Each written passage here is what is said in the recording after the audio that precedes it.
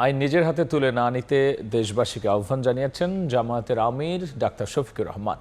মিরপুরে ওলামা ও এতিমদের সম্মানে ইফতার মাহফিলে এই আহ্বান জানিয়েছেন তিনি। বলেছেন, আইন নিজের হাতে তুলে নিলে সমাজে শৃঙ্খলা ফিরবে না।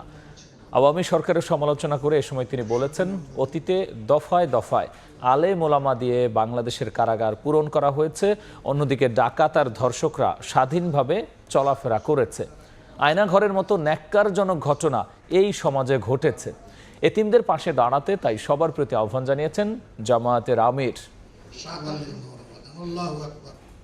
আইন কারো নিজের হাতে তুলে নেওয়া সঠিক নয়, তাহলে সমাজে কোনো শৃঙ্খলা ফিরে আসবে না। আমরা আল্লাহকে ভয় করি, দেশ এবং দেশের মানুষকে ভালোবাসি। এই জন্য আমরা চাইনি যে আমাদের দেশে কেউ বিপর্যয় সৃষ্টি করুক। যা হতে পারত, আল্লাহু আকবার, তার কিছুই হয়নি।